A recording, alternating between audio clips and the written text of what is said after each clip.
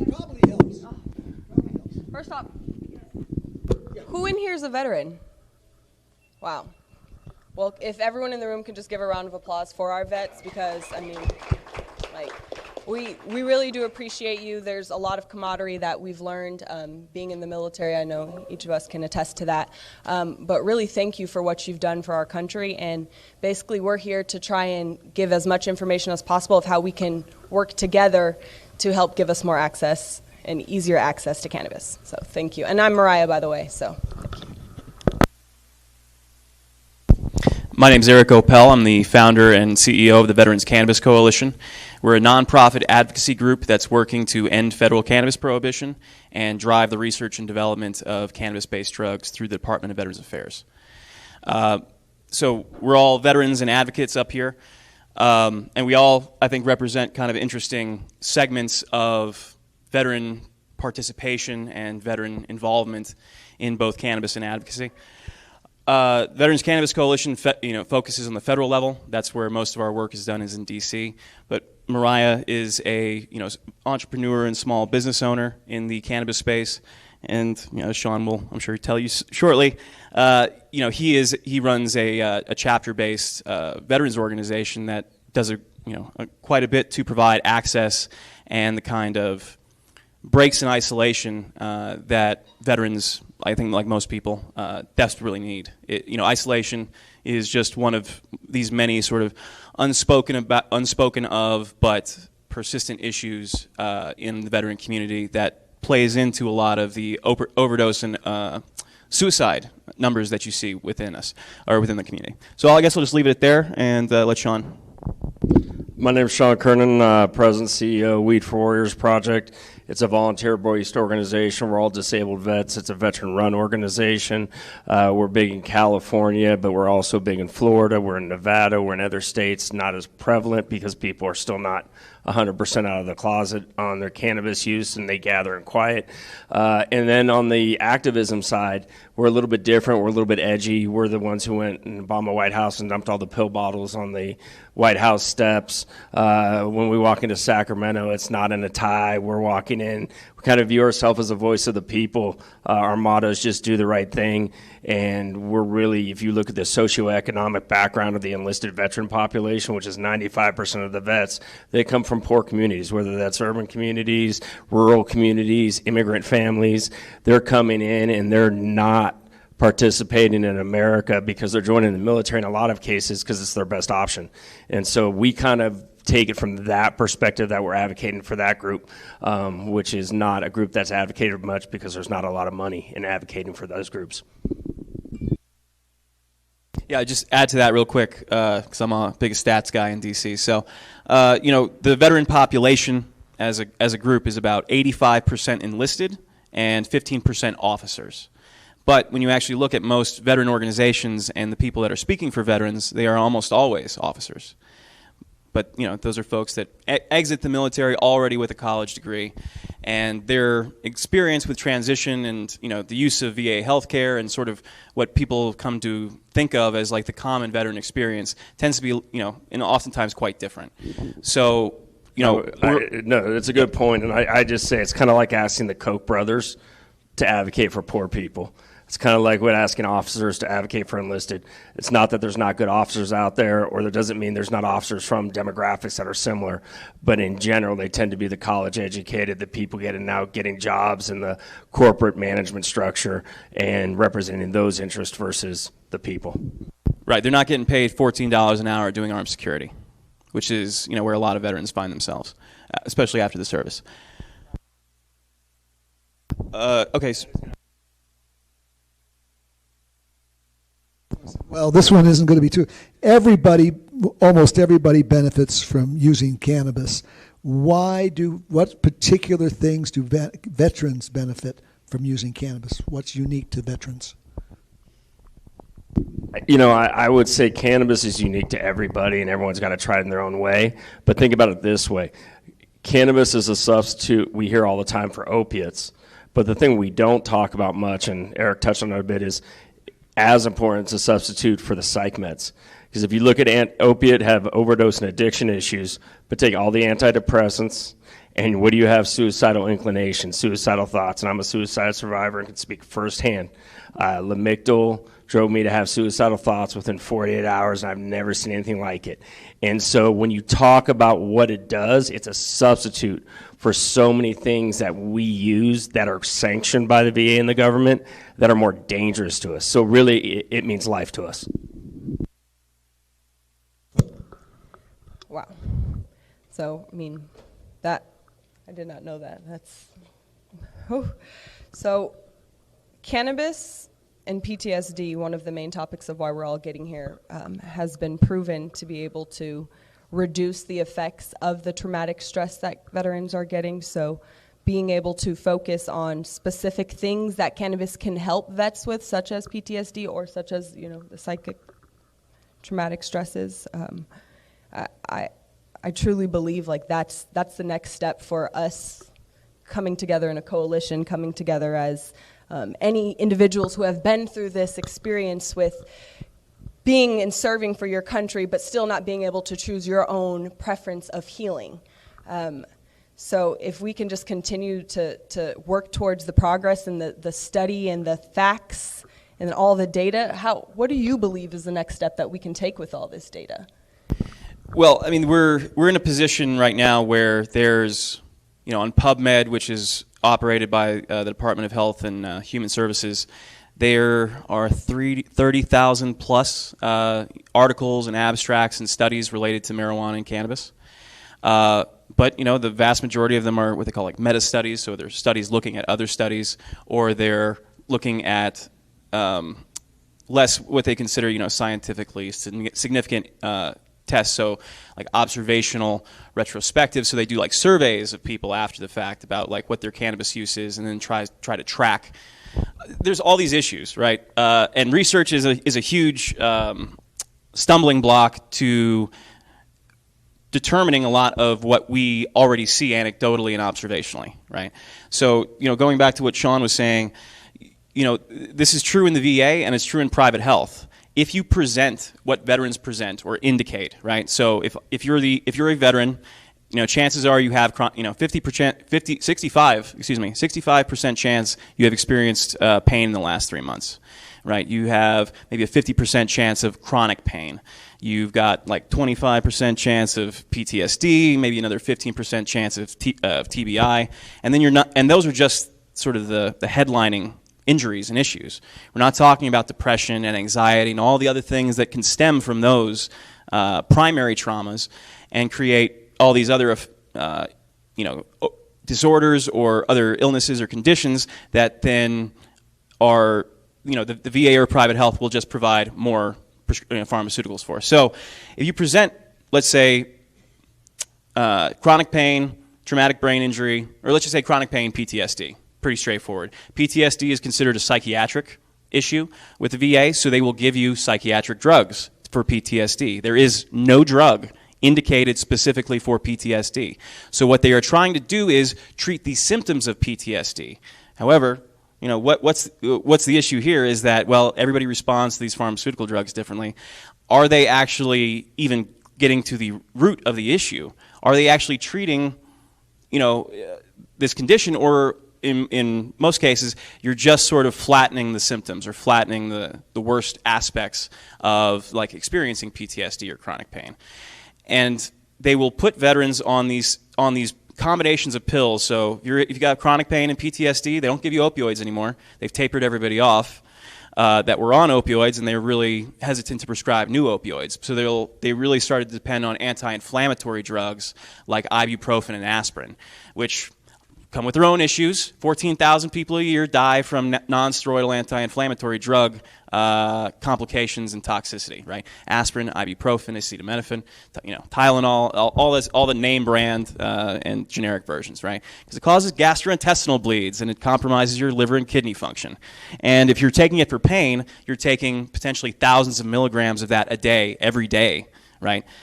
Now, you know, that's just NSAIDs, right? And then you got something else that's really popular, which, you know, if you have private insurance and you have chronic pain, you may have experienced this yourself, where they prescribe you pregabalin or gabapentin, which is this other supposedly safe drug, which anecdotally, talking to a lot of veterans, they will say, gabapentin put me into fits of rage.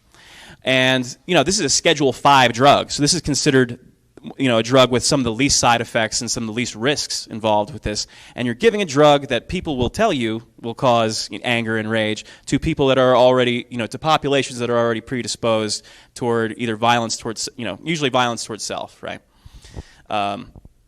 So obviously we can get into more of that, but there's a lot of reasons why cannabis works for veterans, and that's because it is such a lower risk, higher benefit alternative to almost everything else that's being regularly prescribed, not just to veterans, but to essentially everybody. And you don't have to be a veteran to present the issues that veterans have, right? So the veteran issues are not unique to veterans. They're everyone experiences these things.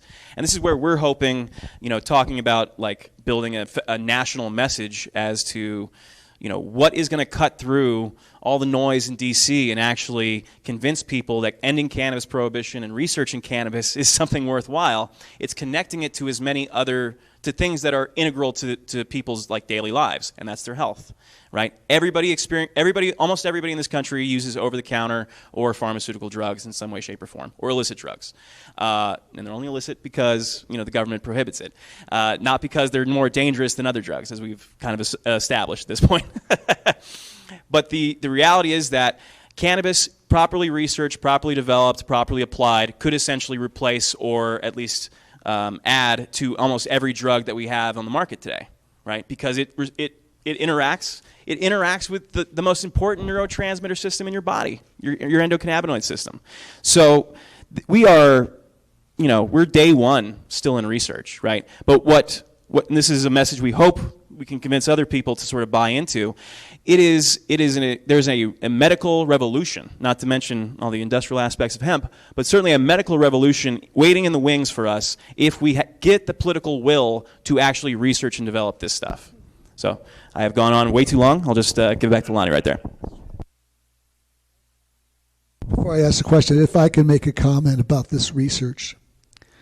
We have 5,000 years of recorded human history of research on cannabis. We don't need, yes, we certainly can use more research on anything, but we don't need more research for any reason to justify getting this out to veterans and the regular population. This research thing is just a red herring that they put out there. So, aspirin was grandfathered in, and we've known about cannabis way longer than we've known about aspirin.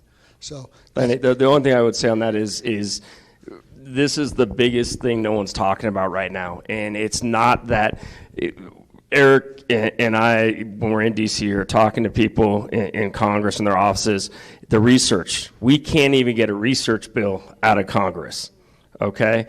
And it's not because they can't. It's because at the end of the day, they want to legalize this as a vice.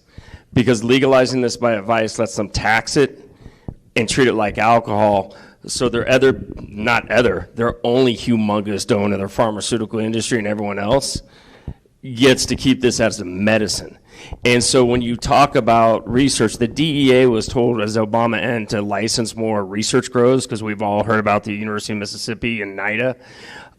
They still haven't done it, and they're not doing it. And Sue Sisley just is suing the DEA, and she's got one. They have now 30 days to respond to her lawsuit, and she might win. But people have to understand here is we have what's called an economics regulatory capture. And regulatory capture is when you use the regulations for competitive advantage. When things happen at the FDA, when they become revolving doors for people who are our regulators, work for corporate America. Happens at the Department of Defense, happens at the FDA, it happens everywhere. And it's happening in cannabis. It happened in cannabis with Prop 64.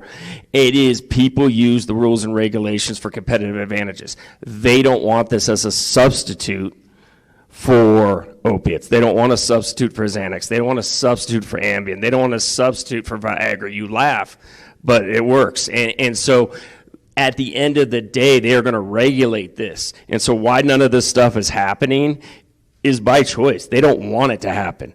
You look at the weed that Sue got for her study for veterans and PTSD. Moldy, They just drop it in a grinder, stem and everything, and grind it up. And when we try to bring, new growers in who know what they're doing, who can actually grow to the specifics these researchers need, they're getting the stone cold hand. They just, for last year, if you count all the CEOs and executives at the biotech firms and the pharmaceutical firms, they hit over $350 million in personal funds given to Congress. They own it lock, stock, and barrel. And so this isn't by accident, and the only way this is going to change is the opiates. Now you see the pushback with the opiates. We've got to connect the suicides to pharmaceuticals, because that is one of the big issues. The fight they put up not to put suicide on the side of the bottle. I was working on Wall Street at the time. My background, I spent 20 plus years on Wall Street investing in these assholes, including private prisons. And I've seen it at the board level. I've seen the discussions at the board level. This is all by design. This is not happenstance. They do not want competition, and cannabis substitutes for opiates. It substitutes for antidepressants. It's a substitute for anti-anxiety meds. It's a substitute for sleep aids.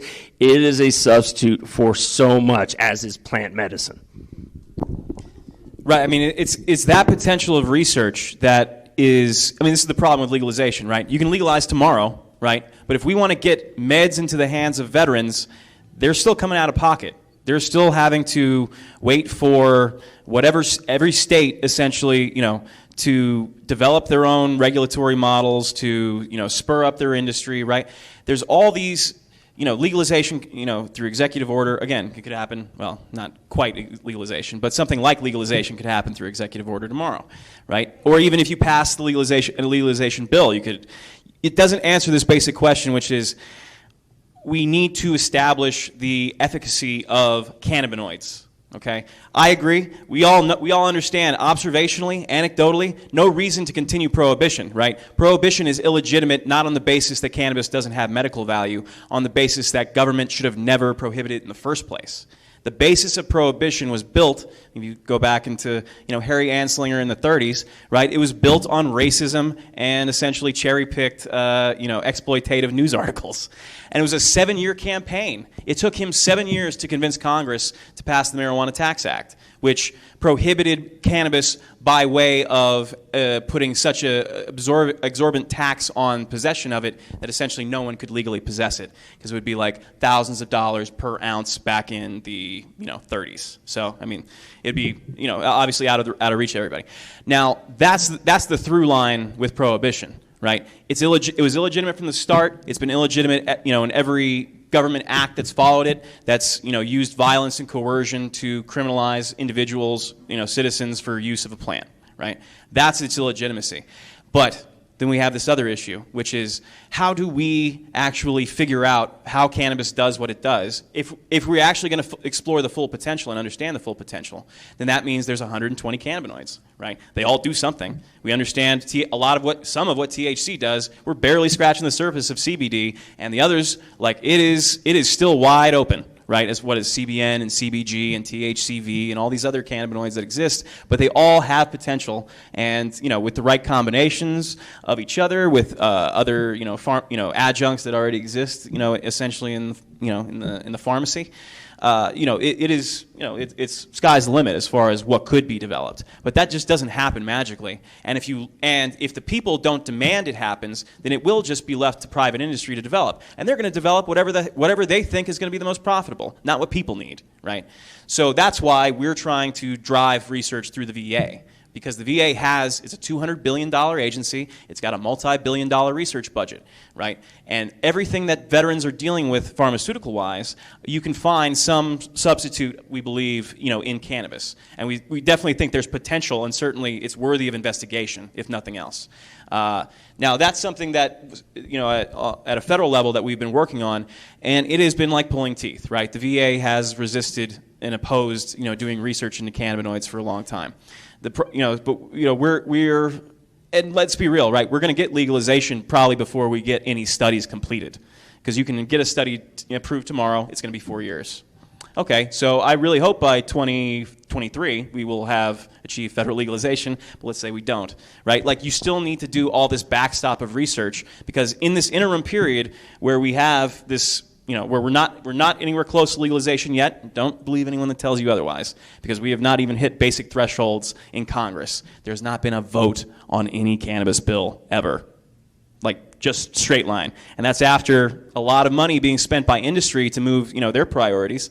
And then you have stuff which was theoretically like a no-brainer, like VA cannabis research, right? But even stuff that, again, there is either people paying or there's sort of built-in support. You can't get either one through. So what does that tell you? And I want you to talk, but it tells you there's a lot of glad handing going on in Congress. What I mean by that, when they passed on the research side, was it 16 and 17, allowing VA doctors from the House and the Senate to pass to say you can talk to and write it, but it got yanked out in reconciliation 2 or 3 years straight. That's just telling you no one's going to go on record against events and say, I'm not going to vote. I'll vote for it. And then back there where no one can see, it's getting yanked out. Well, thank you both so much, because I feel like, I'm learning a lot, so I know all of us out here are learning a lot as well. So if this is a federal issue, what can business owners and regular, operators of, organizations do on the federal level to help you, support you in this fight? For more research at the VA. I'm going to let Eric handle that. We're more on the access, so I'll touch on that as a different thing. Right. Essentially, the quickest way to research is ending cannabis prohibition, right? Like, that's the bottom line. Like, that's why that's our top priority. The research will come with time, and we know it will take time, and it will take a lot of fights over funding. And, being in D.C. long enough, any of these issues, you can just see kind of the pathway that it has to travel. And just because we all understand cannabis to be as important as it is and the way it ties into so many other things, our health, criminal justice reform, social equity, economic opportunity and employment, obviously, entrepreneurship, all this other stuff, right? That is all important. But, what it boils down to is like, hey, prohibition was wrong. This plant has immense potential across, any kind of conceivable, economic or medicinal category you can put it in. And it is just political will at this point that's holding us back. Now, what everybody can do if, and this is a long-term thing. But just in this state. So Democrats in the state of California, where's Nancy Pelosi? She's the Speaker of the House. There's a cannabis banking bill that has been out of committee for about 2 months. Not even put to a vote. Now, I get it. If you don't want to, that's not a priority. But at the same time, there's just basic regular order in Congress. And so when somebody is doing something like that, we're back to this position of, well, we can actually see where the real support is, and there is none. I mean, let's just start from there. Any federal support that you're expecting, it's not going to really appear. So we're at a point now where we need to rally the people that need to be the leaders, right? The California delegation, our senators and our representatives need to be leaders on this issue. They have the most to gain and they have the most at risk to being on the wrong side of this, and yet most of them feel very free to just ignore this and dismiss it. So, that goes back to what like Sean does. No, and I'm going to say, being involved on the federal level, I can tell you, the Democrats don't care about this issue. The Republicans don't care about this issue. If anything, the Republicans are embracing a little bit more laissez-faire capitalism, but the religious right's not letting them push it. And I'm just if there was ever an example of what's wrong in our country, it's cannabis. And what I mean by that is they both answer to corporate America, and corporate America doesn't want this. So if you ask me what businesses can do, is we need to work together to get a functioning market, because that's going to improve access to veterans. That means lower taxes. That means less regulation. That means us going in as a united front. And right now we're very fractured because patients are very frustrated. Patients are very upset about what's transpired. And they're, feeding the black market right now. And we see what's happening with the raids and everything there. So we need a functioning market. And we're only going to get that if we work in places like Sacramento together. And I think there's a lot of low-hanging fruit. And most of the action, I saw this last year working I worked way too much in government this last year than I ever wanted to, but killing both the delivery ban and trying to get this SB 34, which is the donations not taxed, put in place. And the people in Sacramento, and this is a problem with our government, we get the government we get because we don't get involved. And literally showing up is 90% of the battle, because if you show up with 20 vets, guess what? They're not going to push it.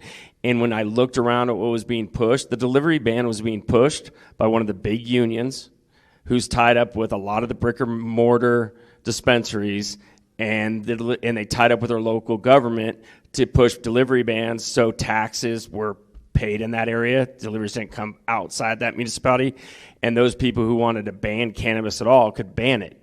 Okay, but we have to touch on that access issue. We have to open up access. We have to work with these bills. There's some bills being pushed around Congress now that are going to tie cannabis access to liquor stores. If you allow 4 liquor stores, you're going to have to offer some cannabis stores in your area. I don't know how far they're going to get, but we need to get involved together for the health of the industry and stop looking at it as the health of, I don't want delivery because I'm a brick and mortar. I get that. But that gets back to what ends up happening with the FDA and regulatory capture. And when you allow that, you don't have true free markets. When you don't have true free markets and you overregulate it, you get this cluster, you know what we have in place now, which is serving nobody. I have in back there a brochure that I've written on how we can end how there's a good chance we're going to end federal marijuana prohibition this year. The key to ending federal marijuana prohibition is to get cannabis out of the Controlled Substance Act. That is the one thing. We get it out of the Controlled Substance Act. We get it regulated. It becomes like alcohol and tobacco and caffeine, which are not in the CSA. That ends federal marijuana prohibition. It's then up to the states whether they're going to do and how they're going to do it, if they're going to do anything with it at all. The problem we've had in Congress over the last 4 years is because the Republicans have been in control of Congress. There is all kinds of bills that have been introduced in the House of Representatives. They went to the Appropriations Committee, which was controlled by this guy named not Simpson, same name as our Attorney General, Sessions, and he would nothing would ever get out of his committee to the floor. We now have a guy named McGovern from Massachusetts who is very much supportive, and he has said everything that comes to his committee is going to get to the floor to a vote. We expect some of these bills, like the Marijuana Justice Act, to get to the House floor for a vote this year. The Justice Act pulls cannabis out of the Controlled Substance Act. It will then go to the Senate. That's where the problem is, because of Mitch McConnell. He probably will not allow it to get to the floor. If it gets to the floor, it'll be treated the exact same way as the Taxation Act, which prohibits the Department of Justice from spending any money on enforcing federal marijuana prohibition laws in states that have legalized it for medical reasons. And the reason it gets passed is because there's almost all the Democrats vote for it, and about a third of the Republicans vote for it. And that's enough votes to get it passed. So if it can get to the floor of the Senate, it's going to get passed, and I believe that Trump will sign this bill. He signed the First Step Act, the first major criminal justice reform we had in just about forever, and he signed it. So I believe he would sign that too. So if you want to learn more about how that can happen, I've got a brochure back there. The other thing is that you talked about, we have got to get, you're so right about a lot of these legislators just, yes, and then nothing. We have to elect legislators who will do something. And the only way we're going to elect legislators who will do something, the kind of things that you say need to be done, is if we get out there and we start working for the people who will support us. If all these politicians that got in there because other people have been supporting them and getting out there. And you don't have to have a lot of money to support these politicians. You have time. If you can do phone banking for them, if you can do letter writing for them, you can go knocking on doors for them, that's how people get elected. But we're going to have to put our times into the boots and get out there and elect it. It's not going to be handed to us on a silver platter. And we don't have the money to buy them. But we do have the time because there's an awful lot of us. So let's get out there and start working to elect the politicians who are going to vote for the bills that we feel are going to benefit us. And you can do that You can join Brownie Mary Democrats. We are part of the California Democratic Party. We have influenced the party tremendously. We've got all kinds of resolutions passed, and everything from Section 280E to organ transplants to all kinds of things that the party supports, and that means all the politicians are supposed to support. You can learn about it there. But I do have a question for you, and that is, I know you deal with veterans a lot, but you know, our armed services people right now having all kinds of problems. What about helping? Wouldn't cannabis be a benefit for them? And what can we do about that? Why don't you give your take on that? And the most I just got out in November, so truthfully, we have a CBD shop in Lancaster, and I believe that the conversation starts with CBD. You know, people hear cannabis and they're immediately running out the door. Veterans are like, no, you know, my livelihood is on the line, my quality of life is on the line, so I'm not willing to heal myself when my family won't be able to have their needs met. So what I'm finding is even being able to start the conversation with CBD, even though there's a lot of research that still needs to be done on, like you said, the 120. I thought there was 115 as of. It changes every day, but really doing the research on each of those cannabinoids and then collecting the data, getting the data in the hands of people who will do something about it. But I was a part of a field artillery unit, so there was 1,500 of us, a very big unit, and the amount of soldiers who came to me and they're like, "Wait, you know about cannabis? What can you tell me? I've heard about the CBD." It blew my mind to the point where it got up to my leadership, and he came to me and he's like, CBD, you don't take CBD, do you, Dodson? It's like, no, sir.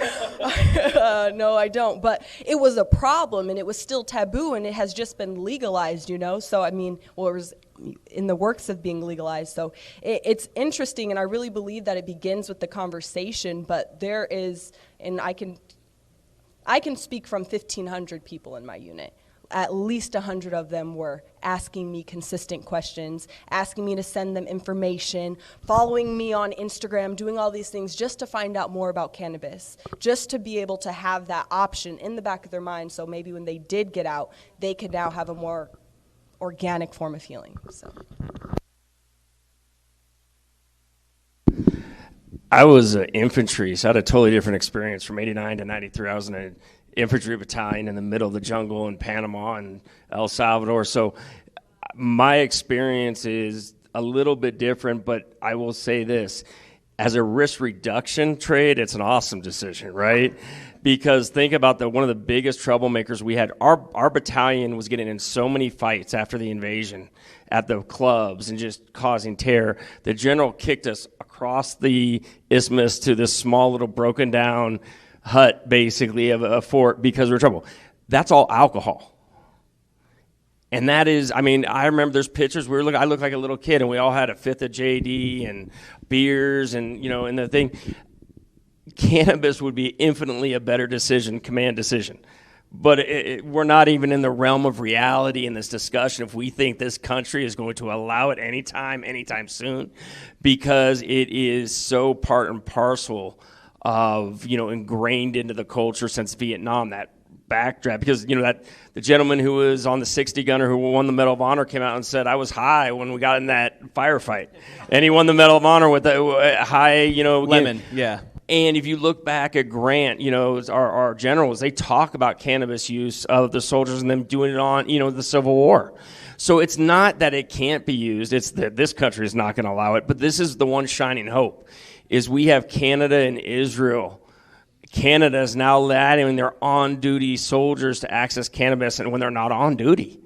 So we're going to have data on all this stuff from other countries. That's the sad part. Is our allies are working and going to provide these answers to us long before our own government will. And so that's the one upside here, is we're going to have data, and it is going to show. I mean, if you have 800 screaming males with too much, and that's how it was when we didn't have females. There wasn't a female on my base for 3 years. You have 800 screaming testosterone-led guys who are told to kill people. Yeah, cannabis might be something you want them on when they're not doing something, because they might relax them. Just a thought. Well, Well, you know, the modern military, it has like what they call a long tail to tooth, right? So the vast majority of the military are in various support roles of various kinds. Like I was a comms and intel guy for 7 years, but I deployed multiple times, including to Iraq, and I was in a special operations unit, and I saw what endless deployments look like, right? Because once we got into cycle, as they call it, it was just like my roommate was a Green Beret, I was a support guy, and basically when we were off deployment cycles together, we just never saw each other for like a year and a half. And that's kind of the reality of at least at the time modern military service, and at least in the special operations community, that continues today. The just endless regular deployments. I was on airborne status for like 6 years, and so I was never wounded in combat, but I have a lot of like skeletal muscular injuries because I've hit a tree here and there, and and just sort of like regular training injuries, right? Running around with a rucksack on your back and damaging your feet. Right, like you don't have to see combat. I mean, and we're not even getting into like interpersonal violence. Which is military sexual trauma is a massive issue in the military, massively underrepresented and not really regarded or treated. I think the way it should be treated. Right, in which case it is a major priority. It should be for every leader in the military to do everything they can to eliminate that, and a big part of that is eliminating stuff like alcohol use, right? Because alcohol is a major trigger for a lot of violence and personal trauma, personal damage. I mean, I've known, it was very common. There's a joke in the Army. I'm sure probably Sean heard it in his day. It's not that long ago. But there's like no sergeant major, which is the top enlisted rank in the Army, that doesn't have a DUI, right? And it's just an accepted part of service that you're going to use alcohol, you're going to abuse it, and you're going to suffer the consequence from it. But hey, that's just part of the culture. Right, and we're not even mentioning, our massive nicotine and tobacco use.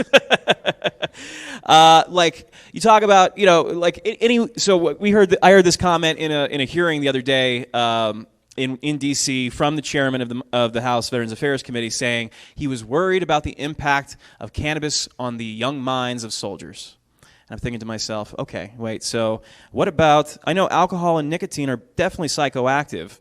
And I know that we concentrate and abuse those to immense degrees. We are some of the heaviest alcohol and tobacco users in the population as active duty military, and then it carries on as veterans.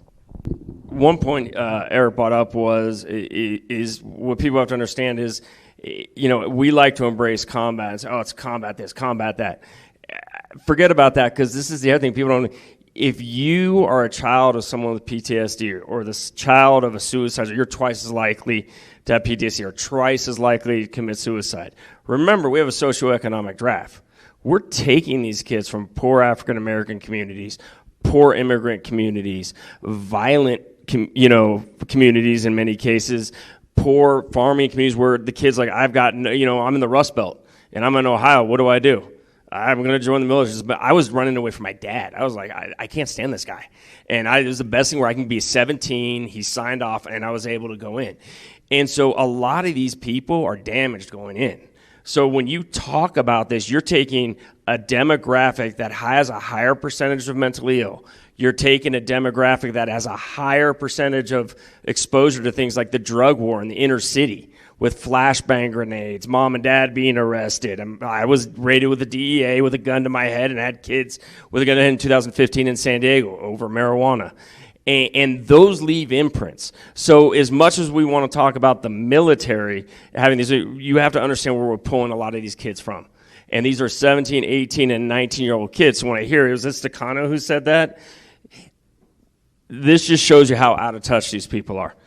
When you tell these kids, they have no clue what these kids are going through before they get in. They have no clue what they're going in to say cannabis use is going to be. I have 4 kids, 3 kids in high school. Cannabis and juuling is the most used substance around now.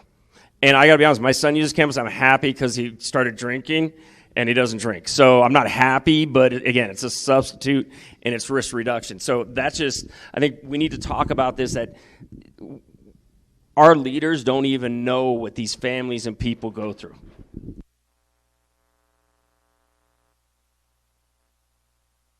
Every week in Central America, we were UAing.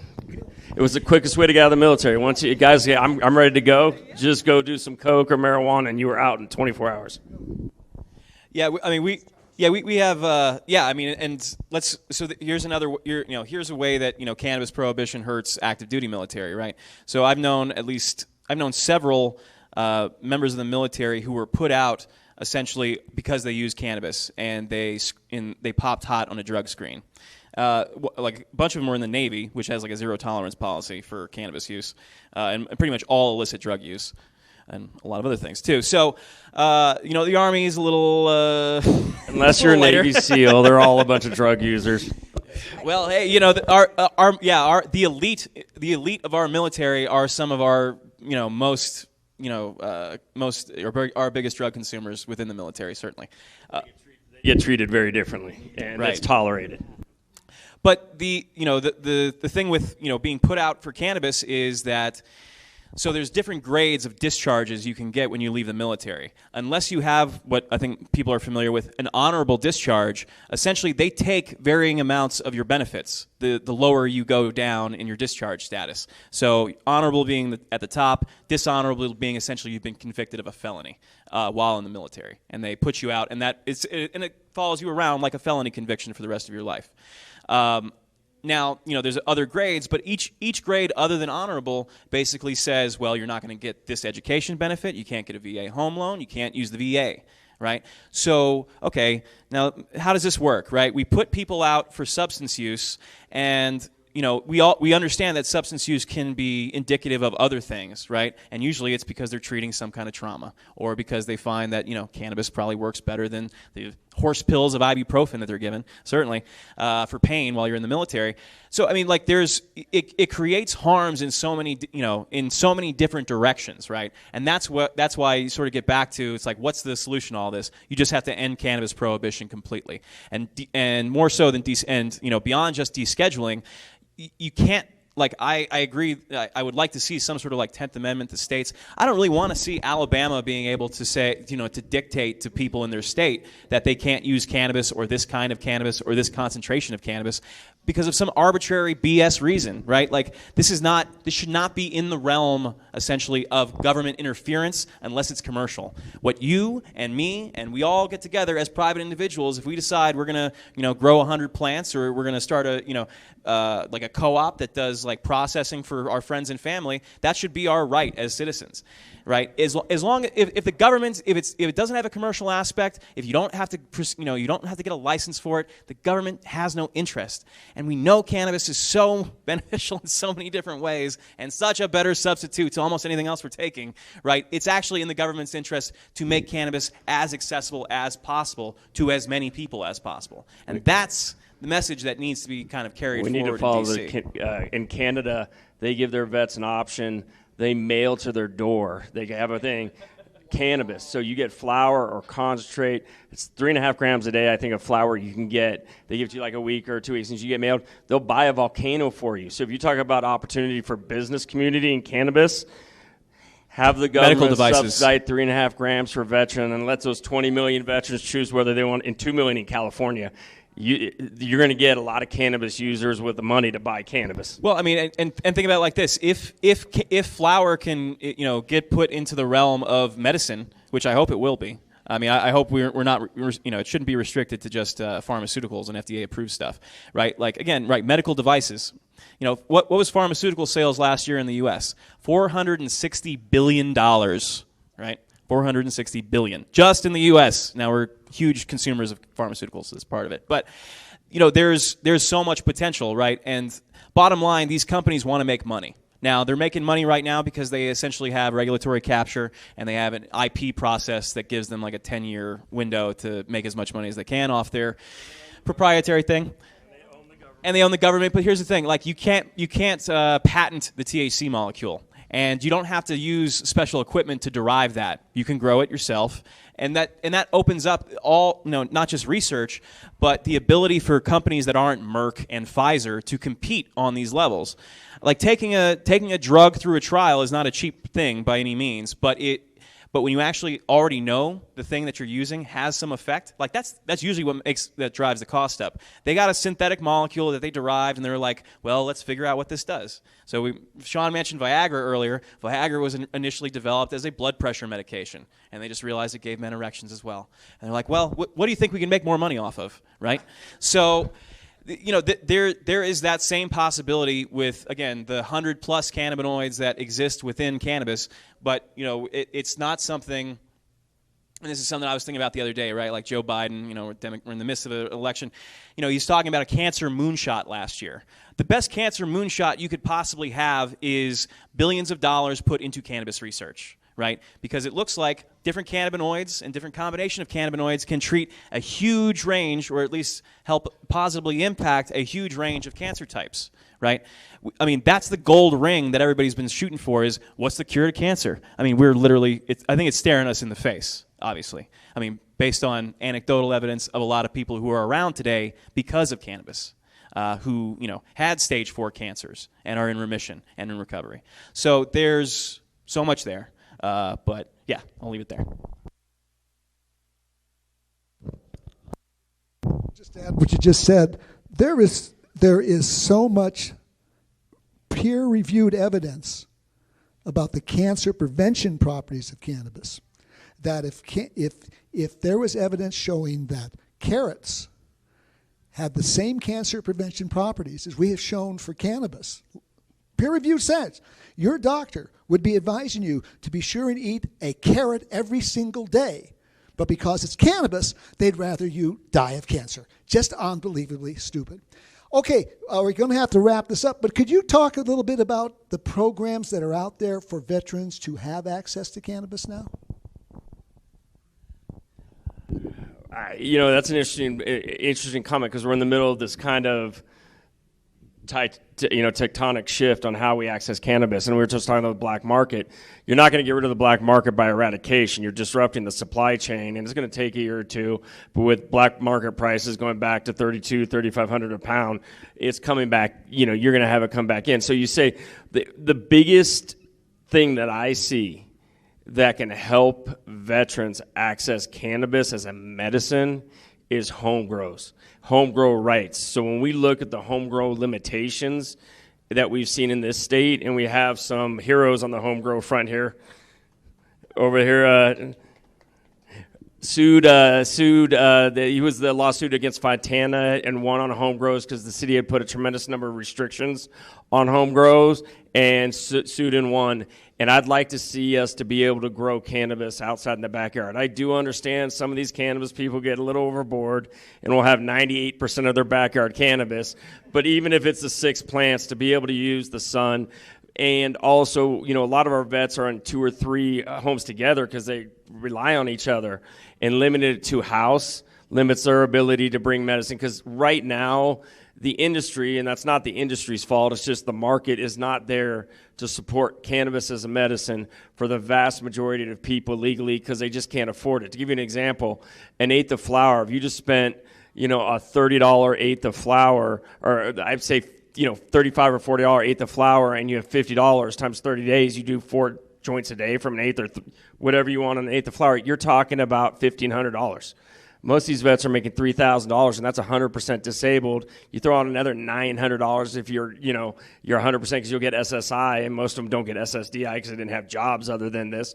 So they're making $4,000 and raising families, and they can't take $1,500 in Medicaid. So they're forced onto the black market. So the true answer, which no one's talking about, is access for most poor people who are most sick and disabled is going to be the illicit market.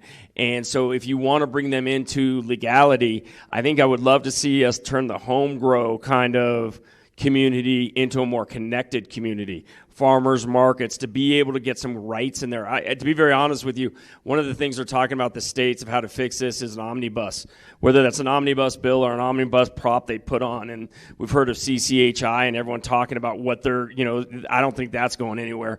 But I think if we can push a cannabis patients bill of rights that highlights some of these home grow protections, we could really, really, I think, create a community that's more like 215 for the patients, but doesn't have the capacity to really create a threat to the to the companies, and it's the restrictions on there. I mean, even if it's just disabled vets who are allowed and disabled people who are allowed to do it, I think we need to allow them to grow their own medicine, because that is the only way they're going to have access.